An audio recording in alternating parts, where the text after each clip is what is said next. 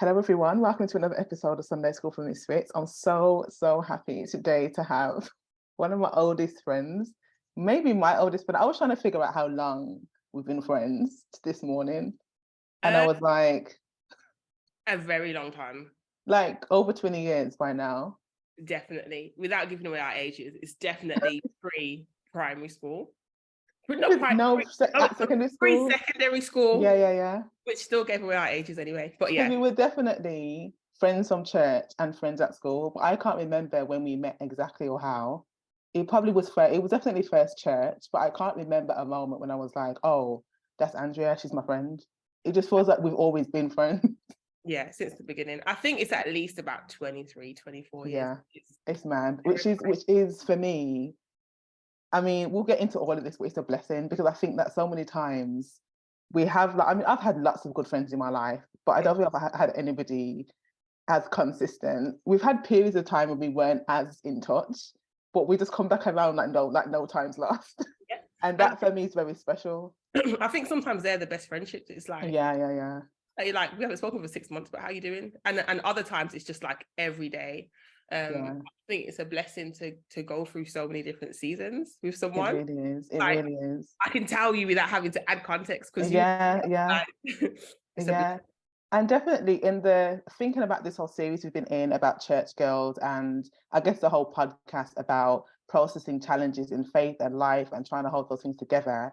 For me, I think that the thing that amazes me about our friendship is how we've tracked each other in terms of us having those big critical moments and us processing so much stuff. Because I think for me, and I feel like for lots of our listeners, this might be the same as well, that when you start to go through those big periods of questioning, some friends don't know what to do with you when you're in that place. Like some people, they haven't been through the same kind of crisis or the same kinds of issues.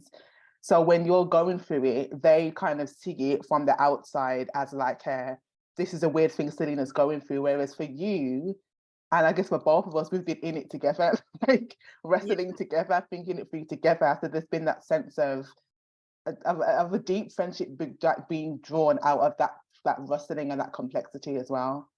definitely. I think we're aligned in so many different ways. I mean, like similar cultural background, obviously church upbringing, literally in the same church, coming up in that sort of nuclear family unit, and then life giving you a kick in the proverbial or whatever you say, going through that period of crisis. And I think it's been a blessing to not only like be able to like relate and encourage each other, but also to hold each other accountable. Like I think we've had some difficult conversations like, all right, Andrea, I know it's hard, but you need to do better. Do you know what I mean? And vice versa. Like I think, and if we were going to pull out the things that I think have made our friendship work and have made it such a rich thing, at least in my life, it has been that I don't have many people like you who will look me in the face and tell me the opposite of what I want to hear. Like I don't have many people like that. Like my family will do that to some extent, but even then, sometimes family's too close to really like get in your face like that. And I think having friendships like you, and there's very few of friendships that I have like that. A lot of friendships I have were really lovely, have a nice brunch together, but like, are they really going to give you what for? Are they going to give you two barrels when you need it? You 100% will do that to me to the point where I'm like, I don't want to hear this right now. And I don't like the fact that you feel like you can just tell me this, but that is exactly what is necessary at that particular moment. And I think what I'm thinking about as I say this is what made us stay in friendships like this and help them to grow, because I think some people don't have friendships of this caliber because they don't want to be held accountable maybe, or they don't want to have that harshness, have that hard, those difficult conversations. I think for me and you, something that's underpinned our experience has been honesty. Like I can think back distinctively to some conversations we've had, which I suppose you could say we've egged each other on, yeah, and it's absolutely been the wrong conclusion. I haven't landed in the right place. How about when though?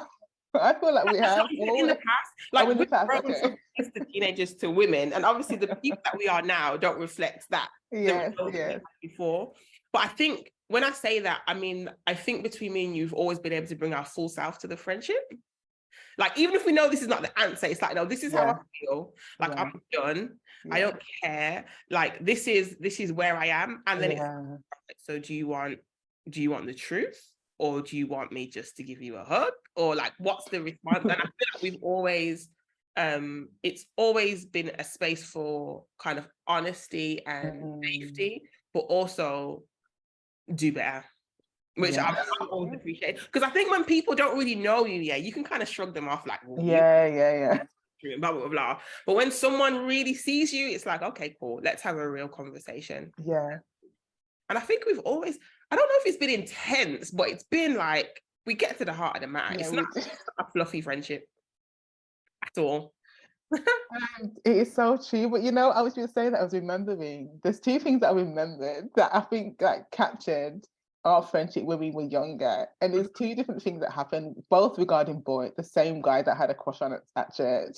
The first thing was, there was one day when I didn't go to youth group on a Friday. The boy that I had a crush on, we've been chatting and he liked me, I think. But then I wasn't there one week and he was chatting to the next girl. When I tell you, phone me, Andrea, on that Friday. Yeah, man. Listen, you had my back, like you called me up on the day, like, listen, Selina, I'm just letting you know. And we, at this point, I was like 15, 16, and you were like probably what, 14 at that time, 15, 13, 14, and you rang me up and were like, so Selina, I'm just letting you know, that so-and-so's here chatting to this girl and you're not around. And I was like, that kind of action just solidifies friend for life. Solidifies the sisterhood, because I can trust that when I'm not around, you've got my back 100%. Yeah, and I think also a moment that I have to share, and I think this changed the game. Like, I remember one day, we was at church youth group, and you called me over. You was like, Ange, you never guess what, I was like, what? Like, there used to be a radio station, if you don't know, in Birmingham called Galaxy Radio Station. Like, this is the main radio station. I know what you're gonna say. And Selina was like, you was like, sorry, don't know how to address you on this podcast. You were like, so I called up for this competition and I won tickets to see Usher. For context, people, this was the Confessions tour. So it's like 8701 Confessions main. And we were young, and that we were what, I was 16, maybe 16, 17 at the time. I must have been 16. And you was like, I won tickets to the concert and tickets to meet him backstage. I was like, what? So these times I was like, Selina hasn't confirmed that she's taking me, I'm I'm excited for her, but I'm just like, yo. I was like, so I think I said, you take you. He's like, I'm taking you. And I was like, oh my gosh. Listen, like between that moment and the experience of meeting him backstage and whatever, I was like, no, this is the homie. Like, that was crazy. That was mad, because when I entered the competition, I didn't win nothing, but in my instinct, I knew I was going to win it. Crazy. And when they called me, I was like, I cannot believe that I've won this. And I remember, like, I feel like my dad might have brought us, and I think your dad might have picked us up at the end of the concert, went there, met him backstage, went to the show. It was like, it was crazy. It was. But that was history making. That was history making.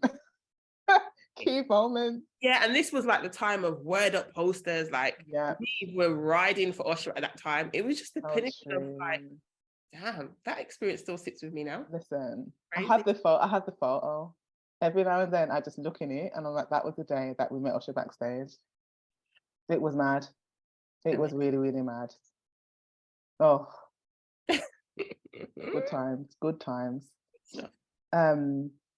But let's talk about the importance of friendships, because I think that and we've talked a little bit in different episodes about the way that romantic relationships, marriages can like be such a big thing in our lives, or the pursuit of this person, of a relationship. And yet it feels like friendship gets often, I think, seen as like a secondary kind of relationship. For sure. Like, even when we talk about things like someone being put in the friend zone, it's like, okay, I get why that's a problem, because you might actually like the person, but actually there's something quite deep about friendship. It actually has its own benefits and its own richness that tends to get seen as not as important as the romantic relationships. We spend a lot of time thinking about who's our partner, who's our partner going to be, even prioritizing that over other relationships too. For you, like, how do you hold together that, like, the importance of friendship? You're engaged, you're gonna get married this year. You're not somebody who's ever like shunned your friends. Like, I could say that, like, you've never been someone who got a man and then just disappeared. Whereas I think for some people that can actually happen. Listen, I take great pride in being a good friend. Like, I have some fantastic friends, but when I think of, like, I look over at my life and I think of the things that I've done, I'd like to think that I'm a good friend. I think friendships are so important. And I think, obviously not in the context of my current relationship, because preparing for marriage and stuff, but within like relationship, there's something which is like a bit temporal about it. Like, a lot of people enter relationships knowing there's a possibility of it ending. Like, Yeah. breakups are a thing, it happens a lot. But I don't think people enter friendships ever expecting it to end. It's just something which is just meant to be consistent. Yeah. You know what I mean? And even if you have some friends which are like, you have your friends who you might do certain activities with, or your friends you brunch with, like, most women have at least a handful of core, like, these people keep me grounded. Do you know what I mean? And I think for me, seasons have come and gone within romantic relationships, but friendships such as ours have been there consistently. Like, for example, I recently started my therapy journey, yeah?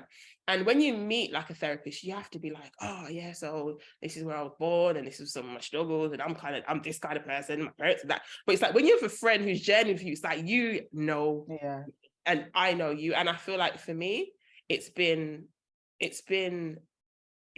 everything. Like, not just our friendship, obviously we have other friends outside of each other, but it's just been so important. And I think when people get into romantic relationships, I know it can be hard to balance and they neglect friendships. I think it's an error. I think it's a mistake. I think it's important to kind of keep those connections. Yeah. Because you can't, I personally don't like the idea of me being someone's everything and them being my everything. I think it gets boring. I think you need a chance to miss each other. I think you need different sounding boards. Yeah, definitely. So yeah, man, I don't know if I Yeah. No, it really does. And it makes me think a little bit. We were talking once about the whole idea about soulmates, and we were talking about friendships as a kind of soulmate thing. Again, we tend to make this about romantic relationships. And there's a reason why that happens, I think, for those couples where it's like we feel like we fit together, like we should have been together, like it was destiny. And it's not like that for every couple. Like, some couples are like, we love each other, but we have to work at this thing. Whereas for others, it feels like you just fall into each other and it just makes complete sense. Like, you should do, like, you were always meant to be together. And I feel like we talked about this in relation to friendships, because I think I probably think as well about people who I've met who immediately I've had this instinctive sense that, like, we are going to be really good friends, and I don't have a reason to think that apart from my instinct just tells me that in the first initial conversation, even a first little exchange, or maybe like you get to know someone and then you realize personality wise you like just make complete sense, that even the things that you might struggle with that they don't struggle with, or vice versa. And it's like somehow our paths have crossed in life, and this connection feels like a divine, soulful, spiritual level of connection. And it's like a kind of magic thing, I think, to experience that, because it feels rare. It you feels know what, very rare. it's a blessing. And I think we related it to the concept of love at first sight, right? Yeah. Which I'm not entirely sure I believe in that. Like, I've heard people have had that experience, I'm not sure. But it's like you meet someone and sometimes it's not even about having things in common, it's just something which just fires off, like feel instantly connected to someone. Yeah. I think of a few significant friendships which I've had, which have just been like that. And it might happen when you're younger, it could happen when you're older, but it's like you meet someone and you feel instantly tethered to that person. It's like, wow, this feels like a moment. It could be you have a conversation and it just, the sun goes up and it's like you've been talking all night and you think, what happened? And I think actually some people do a disservice to those, let's call them soulmates, right? Because even the Bible refers to, like, we spoke about David and Jonathan, about it says that they had a soul tie, or that they were, I think that's how they described it. And I think sometimes we do a disservice to those relationships by entering into the romantic space. Actually, they would have been preserved forever if you hadn't have kind of entered that romantic space. And I think on the flip side, for me, the most exciting aspect of even a romantic relationship is the friendship element. Like, aside from like when all, I don't know, the butterflies wear off or whatever, I think about like our grandparents' generation and grandparents who were married for like 50 plus years. Like, when I look at them, they were friends. Like, they both joke, they enjoy each other's company. I think friendship is just fundamental to everything. This sounds really true. It's true, man. No, but it really is. It really is. And what do you think about friendships ending? Because you said about we don't really think about friendships ending. And I struggle to process this because I feel like I've had a lot of natural endings to friendships, as in like you move away, you might have been together in a certain place for a certain amount of time, you move away for work or whatever else, you fall out of touch. There's no hard feelings, but you just both just do, like, life carries on, you move on. Other times it's like seasons change in a person's life. So sometimes it's like things where you have a friend who gets married, has kids. That's been my experience anyway. And I feel like generally, in fact, the friends who were like on it before, just they might have a time when they're a bit busy, but they will still make the effort, even if it's a text once every 6 months, you know what I mean? And that's probably as much as they can handle when they're not having no sleep and like they don't have time to meet up for coffee because they're just like in a totally different space. And that's totally understandable. But I think sometimes I've had friendships end where it's just like something went really wrong here that just shouldn't have been like this. Like, something's gone wrong. Either a little incidents happen that's got blown out of proportion. And because I'm the person who values relationships, I'm like, I want to fix this. I'm like, how do we talk about this process, fix this, and keep it moving? But when the other person doesn't want it for whatever reason, like those endings of friendships for me are like, they're like heartbreak. Like, I had that in the last couple of years, a heartbreaking end of a friendship where it was like we were like good friends. And I'm like, how did we get to the point now where we don't speak? And I feel like I'm being ghosted by one of my best friends as a grown woman, and no one like gives you the resources to process that kind of heartbreak, right? Because it's like, well, it's just a friend, like, get over it and move on and whatever. And it's like, if you'd had a relationship and you wouldn't tell somebody like it's nothing, you'd realize the depth of connection that's lost through that is like you need closure. Like, if a guy dumped you, it's that deep. Yeah, I think, you know what?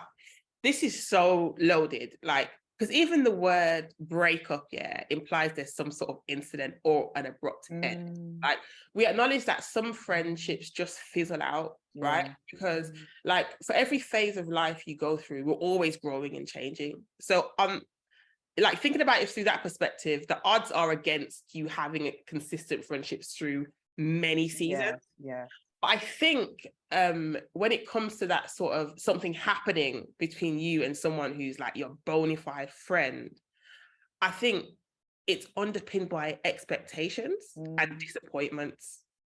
Does that make sense? Yeah. So, like, first of all, ghosting is the most savage thing you can do to someone. Like, it's horrible, it's cowardly, it's mentally abusive. I've been on the receiving end of ghosting in different ways, in the context of a romantic relationship and in the context of a friendship. And I think in the context of friendship, it was one of my closest friends when I was much younger. Now I don't really know why. It was like I found out that the friendship was over because I thought it was like my best friend, and then it was my 21st birthday party and she just didn't come. And she just ghosted me. And for me, it was devastating at the time. I didn't understand. I think in a more general sense, though, what we need, is understanding. Like, I've got a particular friend, me and her used to run the streets, events, London. Like, we used to just have pure fun, whatever. And it's like, now I'm unmarried, obviously preparing to be married. She's married with 4 kids. If I want to go and see that friend, I have to go to her house. If I expect her to be that person who's still running with me, going to brunch, theatre, it's gonna be attention. Do you understand what I'm saying? So I think, firstly, it's about understanding where people are at, and not being focused on self and what you need. But I think also there can just be tensions because people don't know how to behave. Do you know what I mean? But I think there can be certain points of like extreme disappointment where it's like, actually, I thought you were going to come through for me as a friend. But in this moment of real testing, you just weren't there. Yeah. And I think that's where it's like heart-wrenching. Yeah, yeah, yeah. Because when things come to an organic end, I think we just kind of, we barely even notice it. It's like, oh, Yeah. I've been here for 10 years. Yeah. It's like when you have to have those difficult conversations, and also some people don't have the difficult conversations, they'd rather evade them. I think we're in a generation of people who aren't familiar with accountability and be like, you know what, I effed up. Like I didn't handle that in the best way. But I think it's heart-wrenching because I personally just don't see it coming. You just think, all right, cool. If me and Selena are riding, that's me and her. That's it. And all about that thing you said about like a generation who don't know how to handle accountability. I think the same thing is about difficult conversations, because I think it takes a level of maturity, and I think we don't always like even name this, to have a misunderstanding with a friend and actually name it and bring it out into the light and talk about it.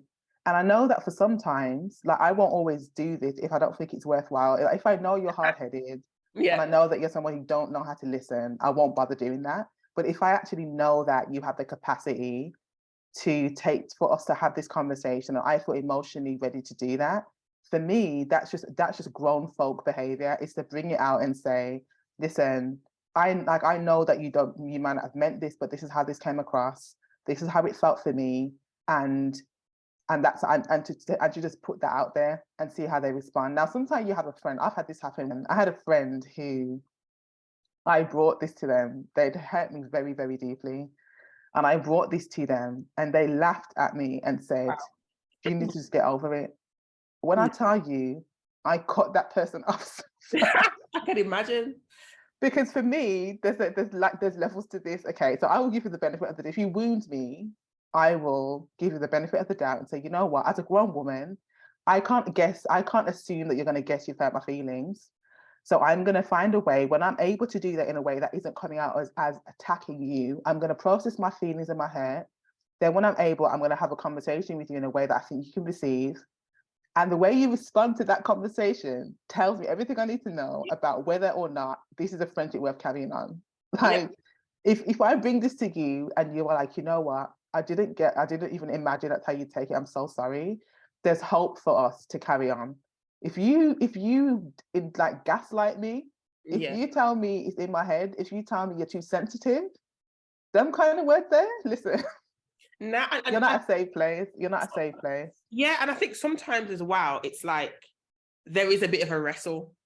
Do you understand what I'm saying? And I think there's room for that, because sometimes I feel like it's great to go through therapy and have these resources, and we're learning words like narcissism and gaslighting, and it's great, because it's helping us to identify behaviors. Yeah. But sometimes, like, we erect these boundaries, which are they're like stone walls with God.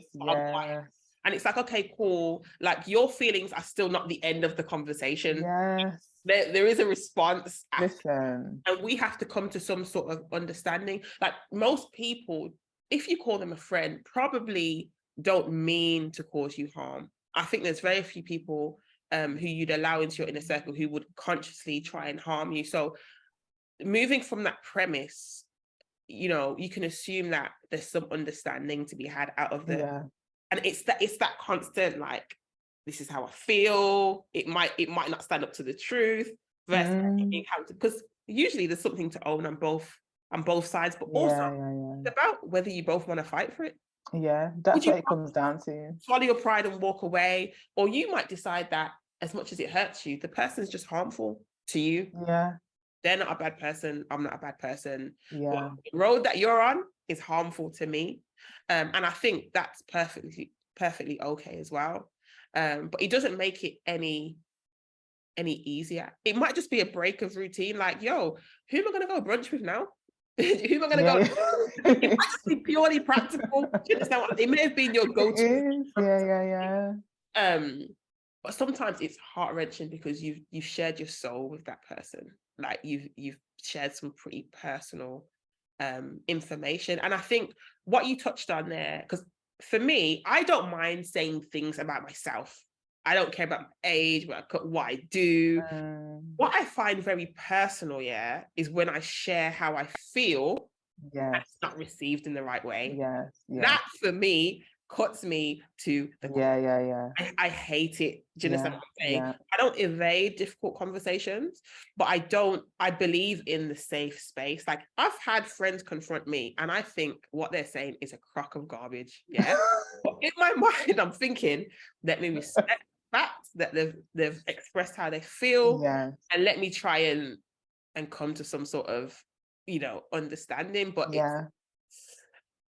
we got to respect the safe spaces, man. But again, if you think it's worth The fight. having, and that's the thing that, like, I've had to face that in my recent ghosting experience. Was I had to face the fact that maybe she decided this friendship was not something she wanted to carry on with, and I have to I have to look in the mirror and say to myself, Selina, that's probably what happened.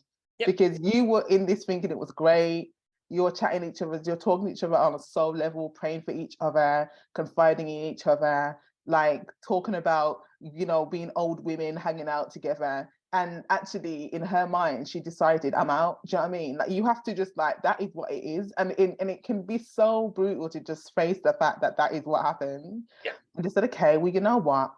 It is what it is, isn't it? Yeah. And to not internalize that, because when people say things like it's just more about them than it does about you, that is one of those things where it's like, it really does say a lot about them.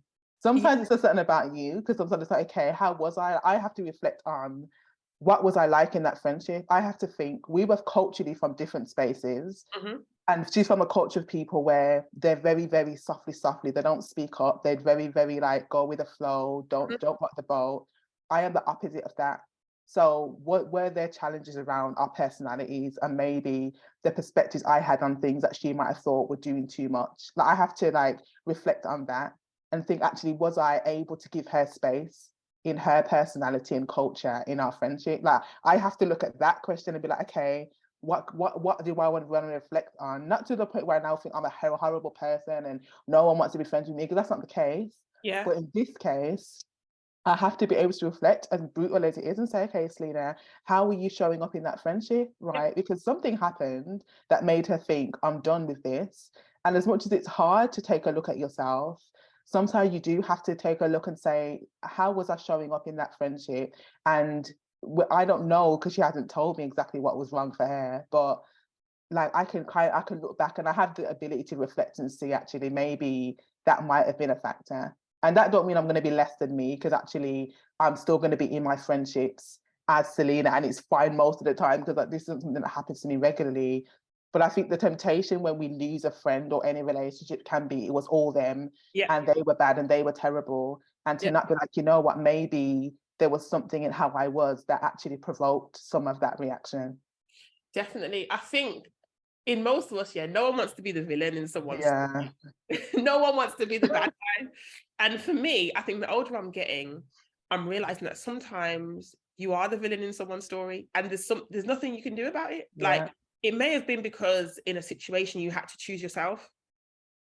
It may be because in a situation you had to prioritize something which they don't understand, and they might not understand. So sometimes you've just got to say, you know what, if you perceive me to be the villain, I can't do anything to change that. And I think a great example of this, which happens time and time again, is friendships, where everyone experiences it, where you feel like you're given the 80%, you the 20. It happens to everyone. You're the 20 friend, sometimes you're the 80 friend. I'm sure you're an 80 friend and a 20 friend to someone else. But when the 80% friend pulls back to 50%, the 20% friend is like, yo, what's going on? Because people are used to you.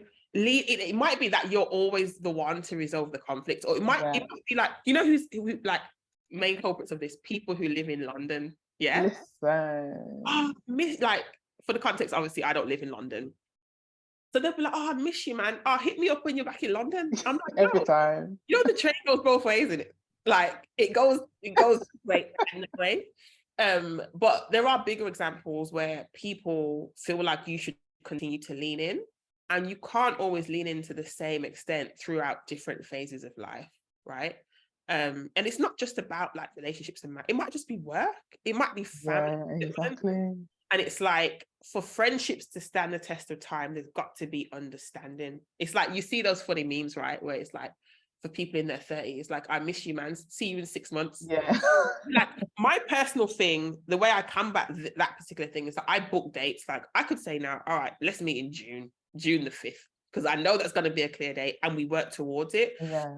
So I think there's different ways of prioritizing people, but if they don't understand that it might look different in different seasons, Yeah. it can put strains on For friendship. sure. But I think there's also something in that about being honest about what you're willing to give and not give. Because I definitely had, like, at the beginning, when my friends started to get married and have kids, I was a friend who felt like I'm constantly having to suggest meetups. Yeah. And then when we have them in the diary, you cancel them at the last minute, or you Yeah. turn up at 45 minutes late. Or it was like, you have to come to my house at the other side of London if you want to catch up. Yeah. But this friend was doing that without the kids anyway. So that was just a pattern of, like, very Yeah. self-centered kind of friendship and arrangements. But I, like, instead of, at the beginning, I was feeling a bit like, this is annoying me, honestly, because I feel like we had a good friendship, and the annoyance really was triggered of me feeling like I was being left behind. That was the core of the feeling, was actually, I feel like I'm being left behind. All my friends are moving on to this new phase of life, and I'm trying to cling on to brunch in our 20s, and they're now married with kids, and I'm just, like, on my own trying to do this thing. And that was a real feeling underneath the irritation and underneath me being annoyed about what was going on. But I had to decide for myself, what am I willing to give? So I had to decide, instead of getting annoyed, I have to decide what I'm willing to give and be happy with that. If I'm willing to suggest brunch or a catch up, how often am I willing to do that and just offer that out of genuineness? If I am I willing to go to this friend's house? And I had a friend who I'd always go to her house because I was happy to do it. Other friends, I never did that because I didn't want to see them as badly. And I had to just be like, you know what? It comes down to that. Like, how badly do you want to see this friend? That are you going to travel to their house and babysit their kids at the same time as catching up with them? And if you want to see that friend, then you will do that.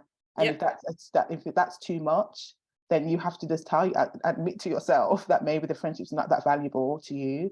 Or maybe you're at the point where it's too triggering for you to do that. Because if you're somewhere where you're really feeling it about not being in that place, you being around a friend with kids can make you feel even worse. But I think for me, I have such good friends that actually, even though sometimes in my head, like I had a day recently when I was going to meet up with a friend, and I'd been really in my feelings about being unpartnered. And I was like, am I really going to be okay to go there and sit with her kid and be just okay? And I literally didn't even cross my mind once I met them. And we just started catching up, was playing with her kid, just chilling. It was like, you can get into your head thinking, okay, I'm going to cancel this catch up because of how I think I'm going to feel. But then when you're there, kids are an amazing distraction from your inner obsessions anyway. So they actually help you to relax. But, like, it's just deep, and it really is. You know what? It's funny that it's funny, like the thing that you talk about, being unpartnered and seeing that contrast, it kind of has an opposite effect on me. like, like I go around friends with kids, yeah, and I'd love to see them and I love to leave. Do you know what I mean? I hope to have kids. Yeah. But I think that stuff is real. Like, relationships, are real. You get me? Yeah. I think because I've tried to continue to cultivate those relationships in different stages and to be open about challenges, you get some insight to the fact that it's like, pick a struggle, right? Relationships are a blessing. Singleness is a blessing. Marriage is a blessing. Yeah. All of those things can be difficult in their own rights. And I think it's seeing the blessing in every season. And also, it's like, I might not have my kids, but I can enjoy your kids. I can enjoy my godchildren, and I can leave, and then I can go to lunch, and I can live a life which enables me a level of freedom, which I might not have forever. And I think it's progression to get to that stage. Do you know what I mean? I think I've been single for a lot of my life. Like, I've had, obviously, relationships, but I've spent a lot of times being that single friend. Do you know what I mean? And I haven't always been in this place where it's like, oh yeah, I'm happy for you and whatever. And I think now, like, as I'm in transition, I don't think I'm ever going to be that woman who puts, like, my husband's name in my Instagram bio, like, because I'm actually, it's a beautiful aspect of my life, but it's not defining. Yeah. You understand what I'm saying? And I want to always look up and out, and because, like I said, friendship is still important to me, and I haven't always got it right.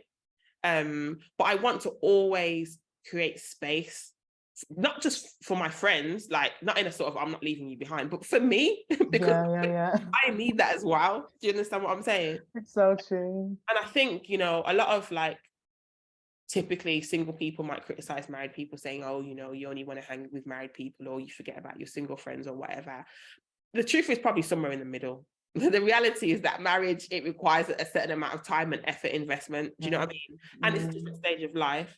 But I think also sometimes it's like you can still look up and out and make sure that you're being intentional, whether it might be a text, it might be creating time or whatever. It needs watering. Yeah, Like it still needs for maintenance. sure. I It's think so true. yeah. It's so true. And but you raise a point there, because I feel that it's definitely in churchy circles a real conflict around friendships with men and friendships with married couples. Like I definitely think that there's a real, often unspoken issue with having friendships that cross these lines. And some of it, I honestly think, is rooted in this suspicion that people have that unmarried women are really out here trying to steal everyone's husband. So you can't have friendships with men and friendships with married couples. And I think this is partly why a lot of single people do end, single women, I would say especially, who end up on the outskirts of social life within Christian settings because of that suspicion. I feel like for me, I've definitely had good friendships and have good friendships with men who are single and men who are married. They're very clearly boundaried friendships. Like, I mean, that for me, it's obvious the boundaries that that should exist between us. If I have a friend who's a married man, and for me, this is because it's like in the norm, what we've met through work. So we might have met through the work that I do academically, or the work I've done with charities, or like the work, like there's been common interest there, or we're in church together and we've been friends from that. So it's not like we've just found each other on Instagram and we're now friends. There's not that kind of thing. There's actually been a real rootedness in why we're friends. We've done work together. And so in any other professional setting, it would be very normal for me to have friends, peers, colleagues who I work with, who I like, who I catch up with, who are married people. And that's quite normal. But put that in a church space and it suddenly becomes a problem. You can't be texting somebody to meet up. And so I do that with my mentors or friends that was in professionally all the time. And it gets really complicated in a church space. So I think it's really, but you're somebody who's had good male friends like all your life. And they've always been very healthy, I think. And you've always managed to maintain, at least it seems like, maintain appropriateness in like how you are with each other. You know what? I hear you. I hear you on all points, but I think this subject is so complex because I've kind of felt it on the other side. Yeah, of course. That's why I wanted to know what you think. I'm like, because some women out there and men don't business. Yeah. Agents of destruction. You get me? But for me, I think it's about the boundaries. Yeah. I think I've got a lot of like, to be honest, a lot of my close male friends are now married. And a lot of them started off as just friendships as single people, which I wouldn't say was unboundaried, but if you were on the phone till late, or if you were going don't want to question that. But I have, as a single person, been very conscious of that transition. So the way that I don't think you have to be a friend of the wife, but you have to at least have sort of a connection or be cordial if it's a face-to-face friendship. If it's a side-by-side friendship where it's a mentor or you work together or you do a particular project, it's different because you're talking about something. But if it's just that emotional face-to-face stuff, it can get a bit tricky. But it's about it being boundaried by the single person, or it could be two married people, right? Who are just have got exactly. And also it depends what kind of person you are, whether you're a super secure person. I think generally I'm cool with like old friends. Makes sense. You're like, no new friends. Yeah, like if you For your partner, you mean for your partner? if he's got brethren from before, yeah. But it's like a thing, oh, Andrea, this is Sarah, or this is, Yeah, and I'm yeah, like, yeah, yeah. oh, hi, Sarah. No issue, yeah. Yeah. But like, oh yeah, I met Sonia at Asda, and now we're talking about what? No, no, no, we're not. Do you understand what I'm saying? Like, no.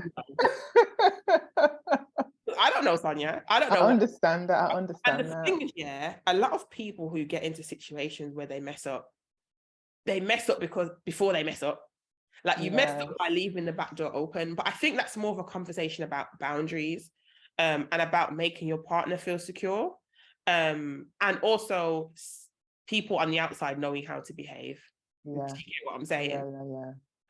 So And maybe if you know your partner is a little bit shady and flirty with people, then you'll be more anxious about that. Do you know? And because I'm thinking, like, I have friendships with people who I've known before they were married, and I know their wife, for example. We don't know each other like that, but because they've seen me over time, they know how I am. So they would never imagine that anything would happen inappropriately. yeah. And there's a level of respect. And we're not doing things like talking on the phone for the sake of it. Like, I'm calling you because of a meeting we're having in a couple of months' time to talk about this project. And so there's a reason why I'm speaking. Like, we're not just genuinely catching up. When it comes to mentors, who a lot of them are friends to me. Again, some of them, one of them is single, a couple of them are married. But again, it's very, there's a clear reason for the conversation about updating on what's happening, keeping in touch about that. There's a time limit on it. We're not sitting in a restaurant at 7 o'clock till 10 o'clock drinking wine and having dinner. These are the sensible things, I think, that just have to be like kept in mind so that we can get the richness of friendships regardless of gender, without having them to be constantly just policed to the point where you're like, I can only now be friends with women or single men because of everyone's afraid that an affair is going to come out of nowhere. Yeah, and I think also, I don't know if everyone would agree with this, yeah, but if there's a married couple and a single person, yeah, it's the job of the married people to make sure they feel secure in whatever boundaries they do or don't have. Does that make sense? Yeah. Like when I was younger, and I mean I was much younger, I had a friend, it was a guy friend, and it was literally just a friendship, like, and there was a particular experience, yeah, I'll tell you exactly what happened, yeah. Dizzy Rascal, yeah, had a concert to do the Boy in the Corner album live. Yeah. And what happened is, I must have put on my Instagram, or maybe it was Snapchat at the time, the concert, yeah. So my brother was like, oh, mad, like, you went to Dizzy Rascal, and he called me, like, this is probably like 11:30. So we was chatting about the concert, and that was it. And his girlfriend at the time saw the call, like must have gone through his phone or whatever. And she basically kicked off, yeah, saying, oh, you know, it's inappropriate, you're talking to whatever late and But then he tried to bring me into the conversation, like, oh, can you? And I was like, this has nothing what? to do with me. You get me? The reality is, it's like, even though as single people, we try and like keep those boundaries in our friends if they're in relationships or marriages, it's the responsibility of that married person to protect their 100%. Do you understand what I'm saying? Because I think sometimes women have this thing where we against each other, and actually you guys need to secure yourself within your relationship, within your marriage. Yeah, some people do not tolerate friends of the opposite sex at all. It's like a no, can't happen. If that's for you in your house, that's fine, but it's for you guys to maintain that. And it's not about seeing people as like the enemy or whatever, because if your thing is secure, it shouldn't really matter what other people are on. Do you know what I mean? Yeah. It's for you to make sure that you've got things in place, yeah, according to what your partner's comfortable with, which is not the same for everyone. yeah. You know what I mean? I think it's true. I will always defend women from every single woman trying to steal your man trope, because I'm all partnered and I feel like I get put in that boundary. I'm at risk of being categorized in that way. But now I also am understanding from the perspective, it's like, people really have no manners, like just brazen with the attempt, as you say, No, agents of destruction, and no. no shame. And that's probably why I think no new friends is a general sensible rule, because at least over time you've seen that this person, male or female, can be trusted, and so you're not having to worry about the risks of them spending time talking or being in the same presence with each other without a chaperone. But it's really mad still. It's mad that we have to even think like this. Yeah, it is. It is. And I think as well, where possible, I think it's good to be a friend to both parties, just so you make yourself known. But also on another side, I feel like I'm switching between both sides of the argument. Yeah, if it's even an argument, because I felt both. Yeah. But there is a thing which I personally believe in called women's intuition, man. Like your spirit's telling you, Shirley, it's a no from me, dog. Like you have nothing, you have no evidence, you get me? But your spirit's just telling you, yeah, I don't want this person in my cat. I don't have the answer for that. I feel like you've got to work. A lot of people don't believe women's intuition, but I'm telling you, that stuff is real, man. I do, and I have cut off and actually not even allowed friendships to develop with men on the basis of that. Because I've definitely had the feeling where what this married man is saying, or this man in general is saying on paper sounds kosher, but there's something in my instinct that's telling me don't be friends with this man. He's proposing friendship. He's proposing friendship with you, trying to talk about things you might have in common, but don't. My instincts is blaring. Like, do not even return that. Do not text him back. Do not return that email. Tell him it got lost in junk mail. Do not pass go. Do not collect £200, because some of these people, the kind of offer of friendship can be mixed in with all kind of other motives, and you have to really be careful. I think a dead giveaway, yeah, is when that married or in a relationship person starts speaking negatively about their partner. 100%. Oh my God. Run for we the know hill. what Usher said about this. Which one? Remind me. And you make me wanna. He's like, yeah. Before anything was between us, she was like my best friend. Oh my gosh. You were the one I would go and talk to when me and my girl were having problems. You used to you say it will be okay. Tell me little nice things I could do. No, absolutely. Listen, that's how it started. There was something sung by Alicia Keys as well. Something about your girlfriend. Someone listening. Yes. I must be not jealous of your girlfriend. Something about your girlfriend. I know. Yeah. So it's all there, you know. It's crazy. All right, let me ask you another question, yeah, which I think is absolute nonsense, yeah. The idea, yeah, that someone can be married, yeah, but say that their best friend, they have a best friend, yeah, who's of the opposite sex. I ain't got the answers, yeah. Well, they might be gay, it's fine. Nope. That can work. Not talking about that. You're talking about heterosexual, you're talking about somebody who is straight and their best friend is of the opposite sex. Okay, yeah. As in they're confiding them about their relationship and everything. What do you think about that, Selina?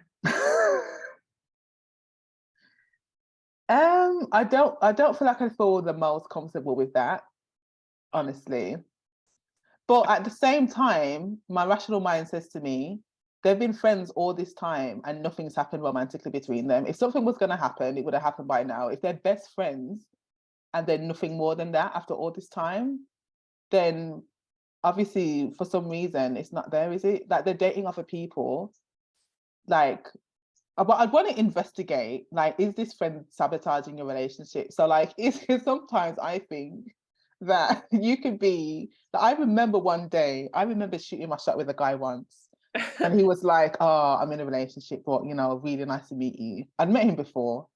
And the door was open, I thought, to be like, okay, well, let's just be friends. Yep. And then it was like, I came here with clear intention. So I can't now pretend that I'm here to just be your friend, can I?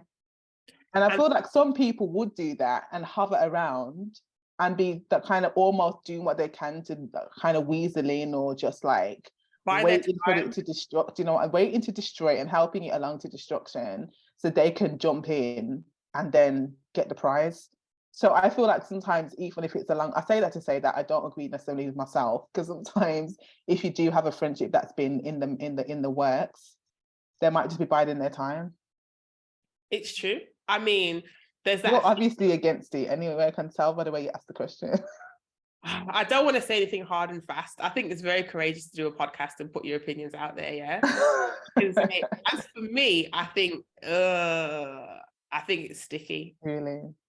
I think it's sticky, man. Like I said before, like going back to the beginning of what we spoke about, yeah.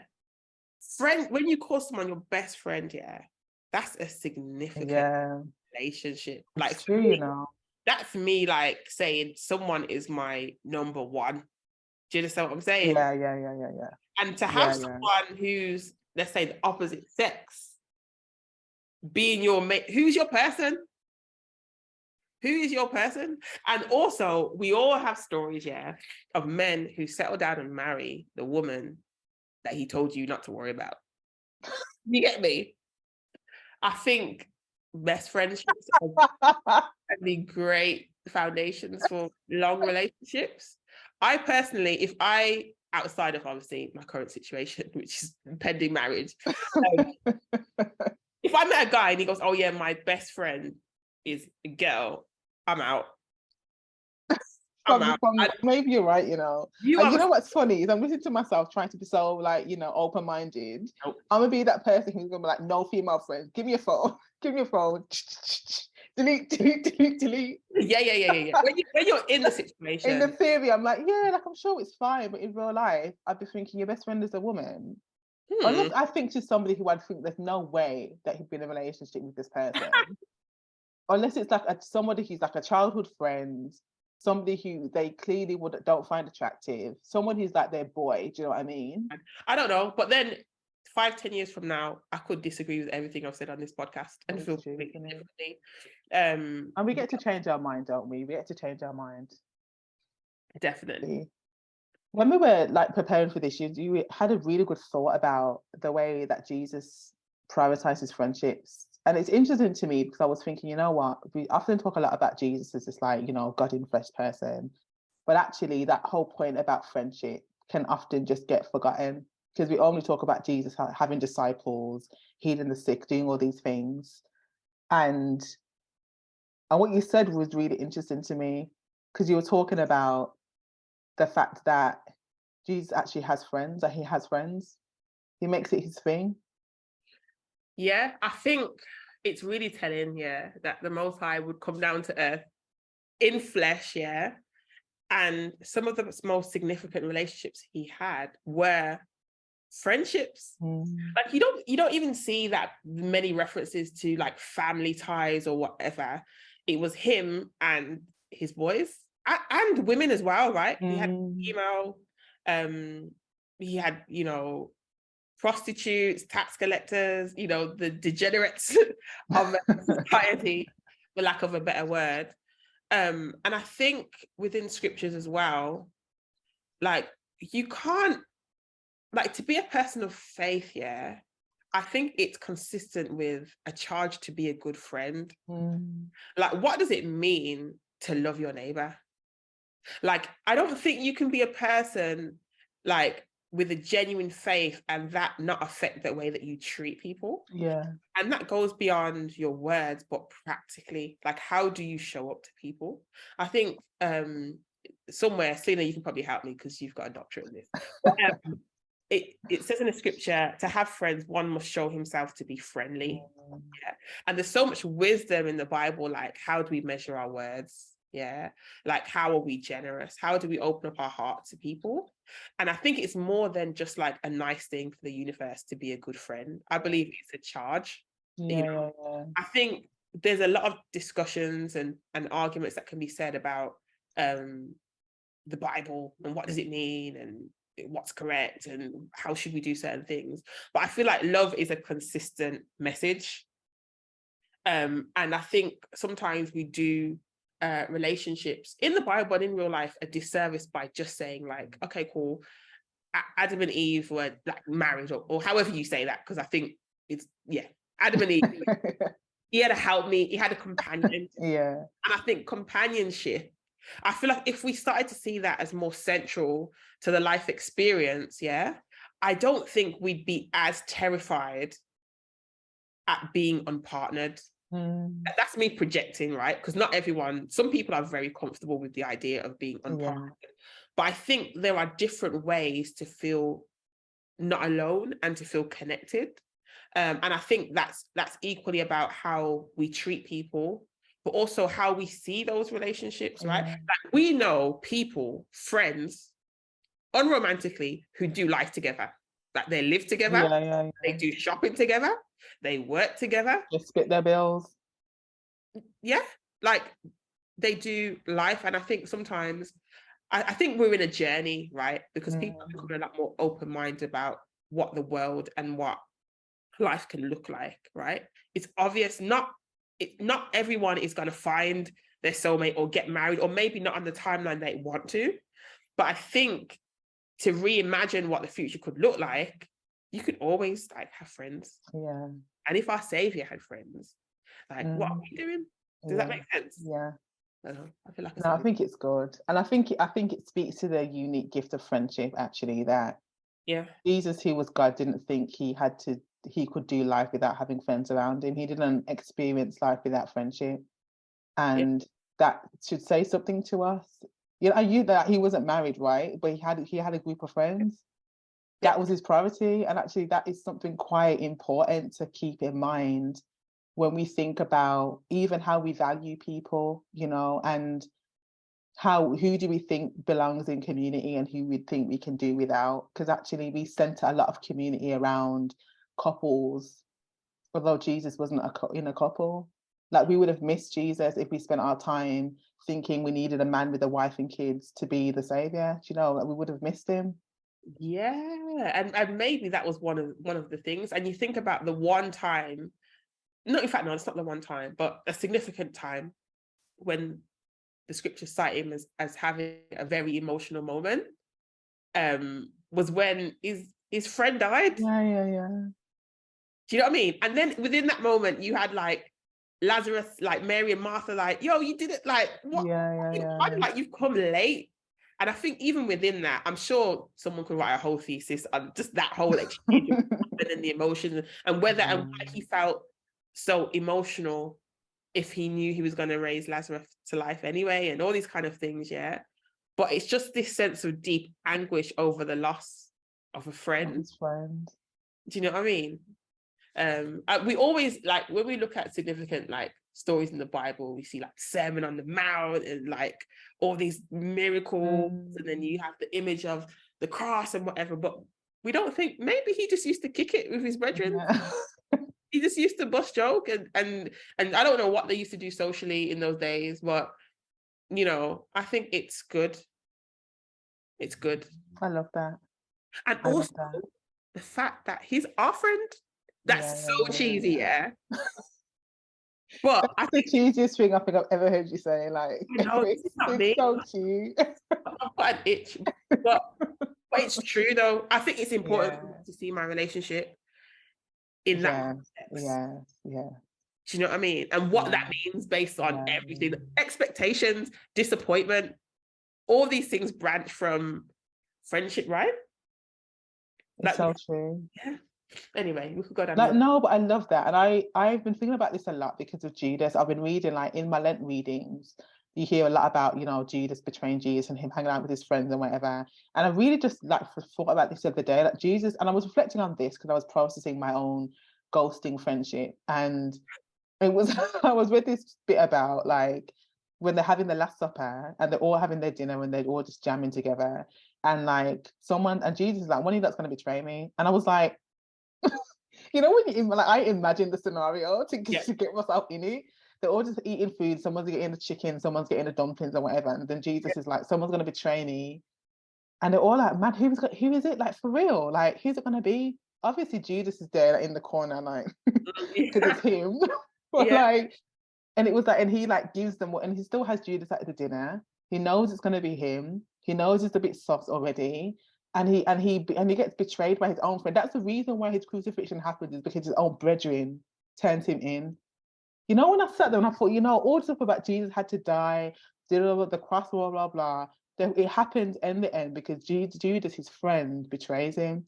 I was like, how deep is that? That like in this life that Jesus has, the betrayal of a friend is a thing that ends up with him getting handed over to the chief priests and ended up being crucified. Like after all of that, it was that did it. Yeah. And then you think about even within that scene, yeah, you got the Garden of Gethsemane where he asked the disciples to stay up and pray. And he's like the time's coming, you like couldn't even like get it together. And then you've got like a scene of like Peter cutting off the soldier man's ear. Like he was a rider, even though he had a weak moment, didn't he?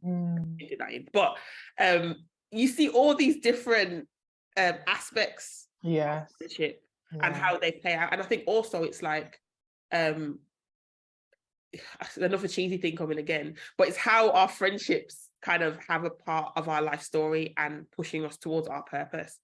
The breakdowns of friendships, the ones who can't go into the next season for whatever reason, and the ones that ground you. Like I know for me, I've had conversations with you before where I'm going through something which is really challenging, and you're like, just keep going, keep pushing. And it's like having that support helps to drive you into what you're being called to do. So it's like, it's significant, man. It really is.